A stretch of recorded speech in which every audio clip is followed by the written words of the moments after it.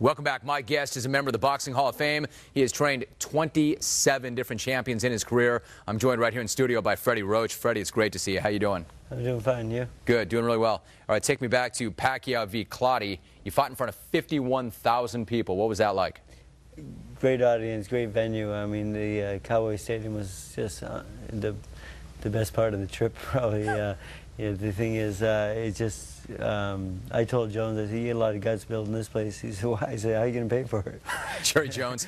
Yeah, that might have been the best part of the trip. It was better than the fight, right?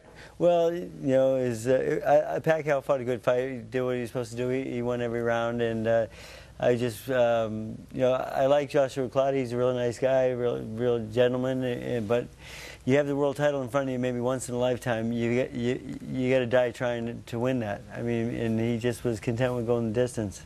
He didn't come to fight, did he? I think once he realized how fast Pacquiao was after the first round, he just kind of says, "Well, I'm going to keep my defense going, and I'm not going to get knocked out." And I think he just wanted to go the distance.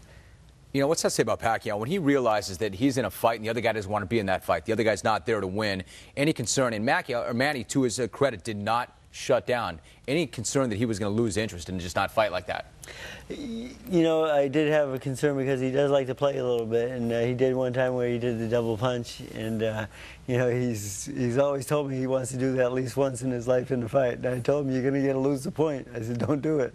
So he got warned. So. Hey, Freddie, you all right with that? I mean, here's a guy who's paid the price. He's done the hard work. He's done the training. He knows the other guy's not going to fight. He wants to have fun for that one moment. Are you okay with that, or no? I'm okay, yeah, definitely, because he laughed and he had the big smile on his face, and I said, "Send him a gun to it." I said, so he wanted to get that, it's out of his system now, I hope. You know, you guys got a unique relationship. It's not like you're best friends, although you are very close. It's more of a father-son relationship than a friend relationship.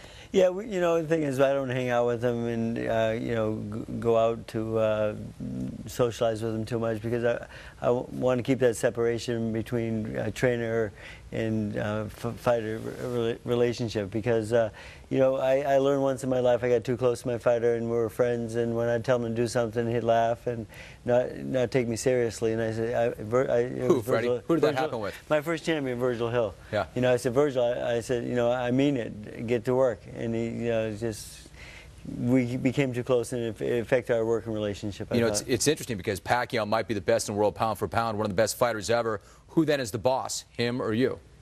Well, me. Yeah. Thing is, I do have to put my foot down sometimes. Last camp, they came in the gym. Everyone was really tired and sleepy, and I says, "What's going on?" They said, "We were singing karaoke to 2 a.m. I says, "Okay." I get the bunch together, and I told them all off, and I told them, "This is not you know, we're here for a fight." I said, "We're in training camp." I said, "Curfew's at 9 o'clock. I says to the security guard, the head security, I said, "What were you doing?" He said, "I was singing." I said, "Oh my God."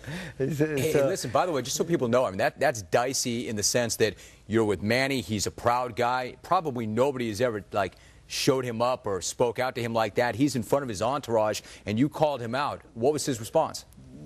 He's very quiet. For how long? 2 days. He iced you for 2 days? Iced me for 2 days, yeah. Did you think that your job was in jeopardy? Yeah, 100%, yes.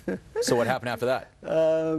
It just worked itself out. You know, I think I heard that he was more interested in finding who ratted him out. Nobody likes a rat. Nobody likes a rat. All right, so where does that leave him right now? Pacquiao Mayweather, is the fight going to happen? I believe so. You know, the thing is, you know, Mayweather's a good fighter, and I just believe that he came up with these excuses and so forth because he wasn't ready for Pacquiao yet. You know, he had 2 years off, and he only had one fight in 2 years. I think he needed more time.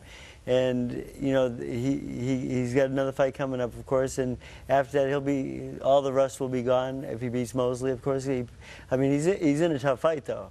But the thing is, I think his style will... Shane has a little bit of trouble with boxers, and I think it's a good fight for Mayweather. I think he'll win on points, but the thing is, then he'll be sharp and ready for a guy like Pacquiao. All right, so you think that the fight would have come too soon, and that's why he made the demands that he made. Of course, Freddie, he would argue that he thought that your guy may have used steroids, and he wanted to know that he didn't use them. You know, the testing that they have, I mean, we've never flunked a test before. We tested before and after every fight. if we were on steroids, we wouldn't pass. I mean, it's not like there's no testing, and it's not like they just test you sometimes. When you're in a title fight, they test you every time, and the commission's been doing that for a long time. Let me ask you this: why was it unreasonable that what he asked for? Why would Manny not consent to do what Mayweather himself was willing to do? The Olympic-style drug testing, they cannot guarantee me that they wouldn't do it the day before the fight, and that was why was that an issue? Because Manny Pacquiao doesn't like giving blood. I told him they can do, urine, saliva, hair tests, any other test in the world which shows exactly the same thing as blood. But I said, I think Mayweather's camp found out that he doesn't like he's afraid of needles. You mean he doesn't want to give bloods? He hates. It's a blood sport, really. Some people pass out, and you know what?